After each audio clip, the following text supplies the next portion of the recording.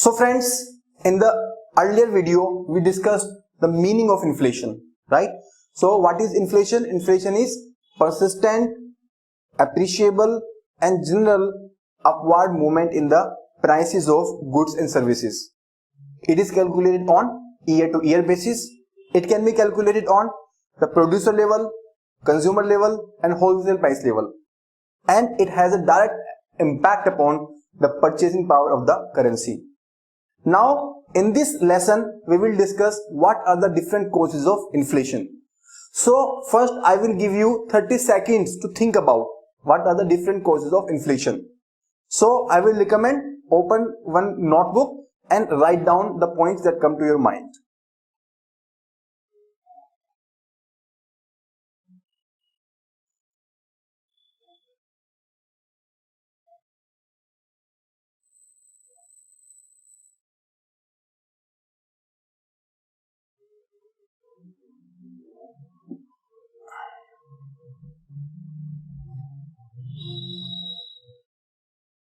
So what are the causes of inflation? So friends, the concept of inflation is related to the prices of goods and services.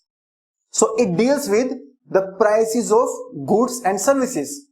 Now what are the different factors which decide the prices of goods and services? And those will be the causes of inflation. So what are the different factors which decide the prices? So one factor can be the demand versus supply. Demand versus supply. So the interplay of demand and supply forces decide the price. If the demand of the potato is high and supply is low, then prices will be high.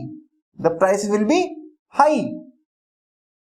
Similarly, if the demand is less and supply is high, then prices will be low. So the prices are directly proportional to the demand, and considering that supply is stagnant. So supply do not increase suddenly. Supply increase takes time. So supply will come from the agriculture, it will come from the industry, and increasing the agricultural or industrial capacity takes time. Therefore it is the demand which is the prime driver in the short term, short to medium term, right? So the first category of causes will be demand pull inflation. Demand pull inflation. So this is the first category of causes. The second reason can be the cost of production.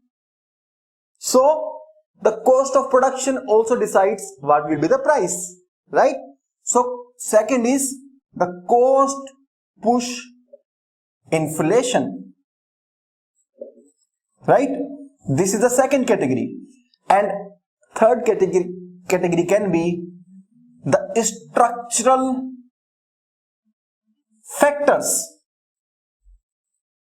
So depending upon the structure of economy, the overall design of economy, the inflation can be there.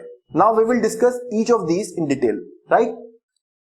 So we, in the first factor, that is demand pull inflation, we saw that demand increase leads to price increase. Now this demand increase can be because of two primary factors. What can be those two primary factors? So this demand increase can be either because of increased money supply, right? So when the money supply increase, our pocket money increases. When we have more money, we demand more products. When we demand more products, then demand is increased. Supply do not increase suddenly and price is also increased, right? So one factor can be the money supply increase, and other factors can be the non-money factors.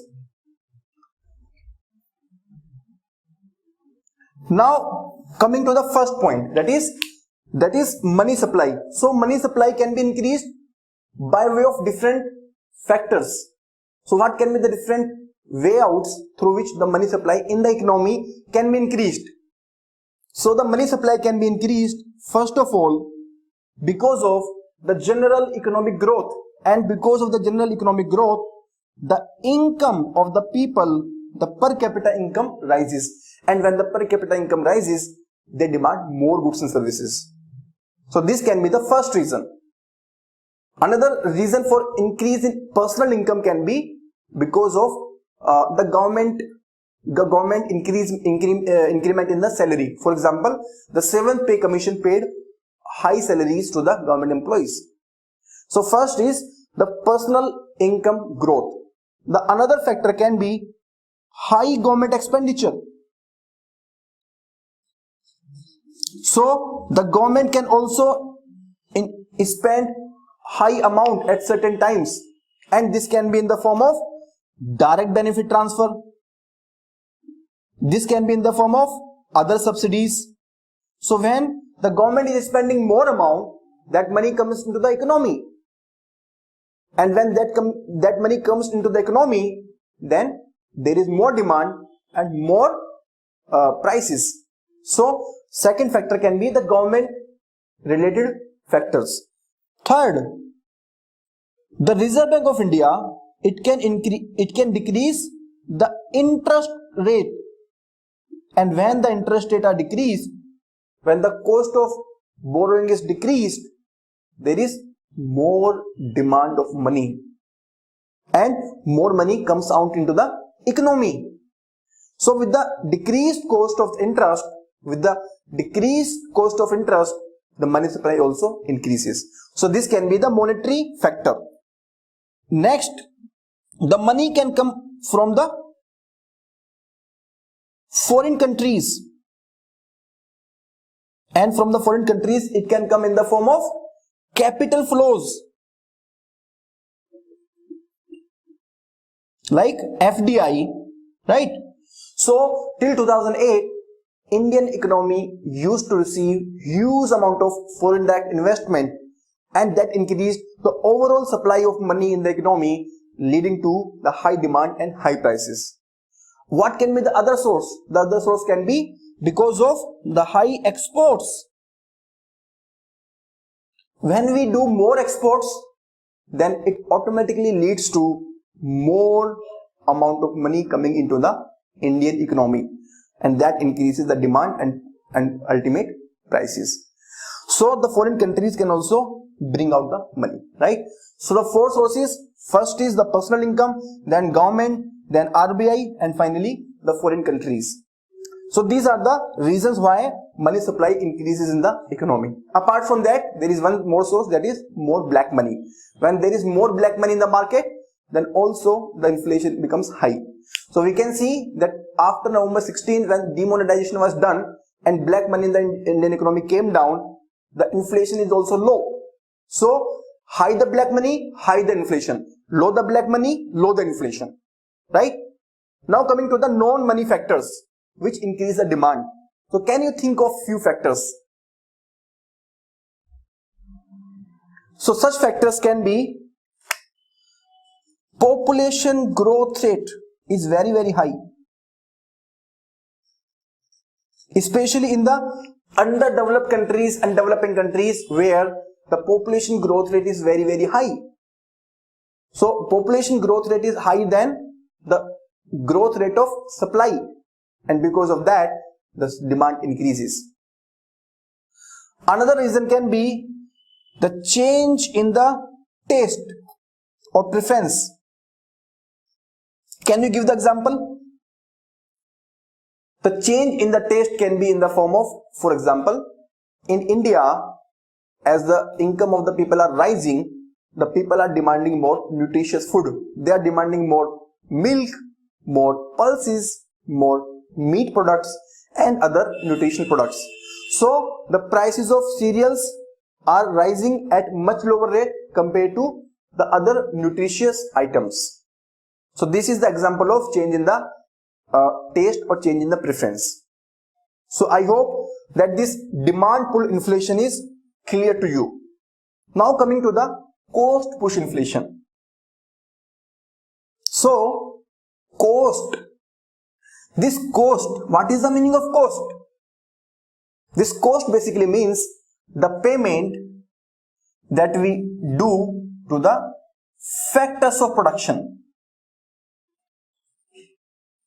right? So whatever amount we pay to the factors of production, that is called the cost.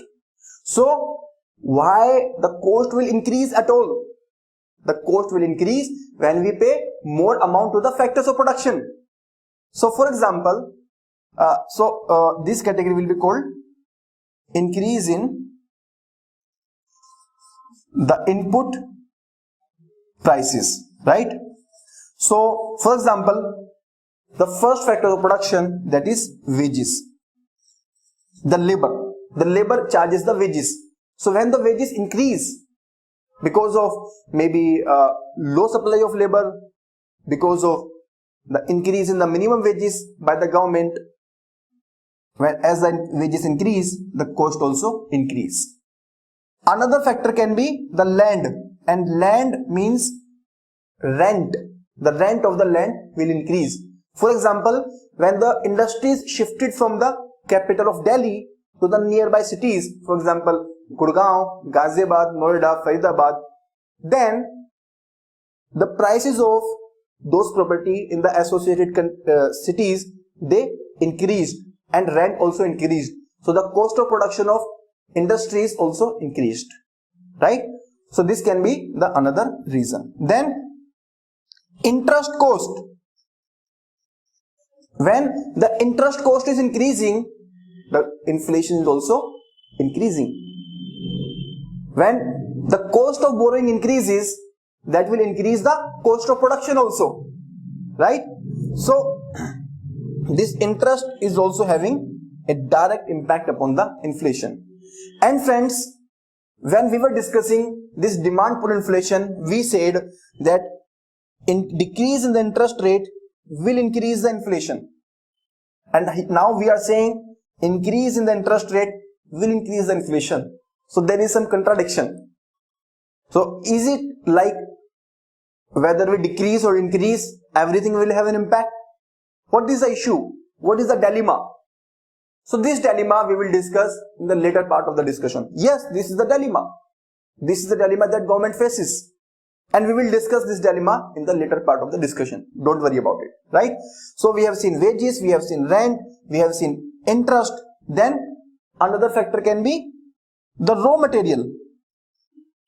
So when the raw material cost increases because of the increase in the agricultural commodity prices or increase in the raw material like oil, then the cost also increases. So whenever there is bumper production of cotton, then prices do not rise. But when there is a low production of cotton, then the input cost of textile industries, it increases, right? So this is the increase in input prices. Apart from that, the government taxes can also increase the cost of production. The government taxes, for example, goods and services tax, GST. So when GST in certain commodity is increased from 0% to 5%, 12%, 18%, then it increases the cost of production and ultimately inflation, right? Now there are other reasons because of which the cost can increase. So those reasons are called supply shock factors. So supply can decrease, and because of decrease in the supply, the prices increase. So what are the different reasons why the supply can be reduced? The supply can be reduced because of the natural factors. Natural calamity, for example, earthquake, climate change, disaster, floods. So for example, in 2018 and 19 there have been floods in the Kerala. The climate change is impacting the production of all the agricultural commodities. So these natural factors have a direct impact upon the supply.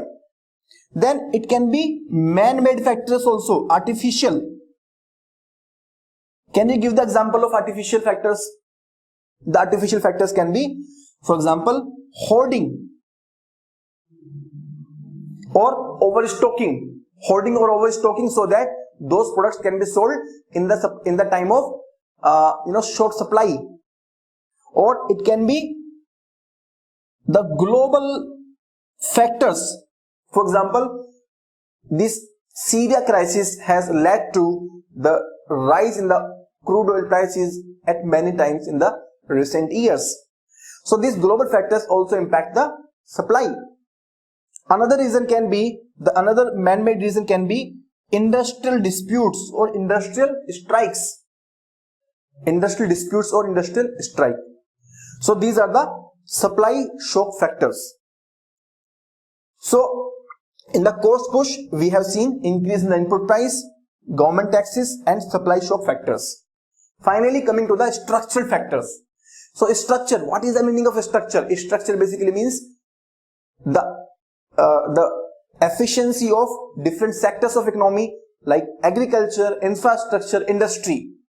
When any economy is having efficient agriculture, the productivity of agriculture is very good, then there is good amount of supply of raw material and the inflation is less. And when there is poor agricultural productivity, for example in India, then there is inflation.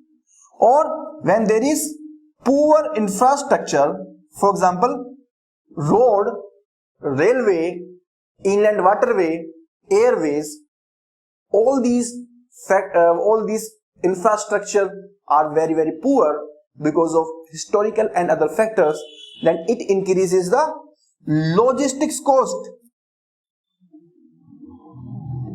So in India, as per Economic Survey 1819, the logistics cost is more than 17%. In other countries, it is approximately 9 to 10%. So we are having almost double the logistics cost as compared to the developed countries. So this logistics cost increase and also the wastage increase because of the poor transport facilities. So this is called the structural factor behind the inflation, right? So coming to the quick revision of the entire discussion. So we have seen the causes of inflation, demand pull inflation, which can be monetary factor or non-monetary factor. The monetary factor can be in the form of rise in the disposable income of the people, high government expenditure, high monetary supply by the RBI, or high money coming from the foreign countries in the form of capital flows or in the form of exports inflow.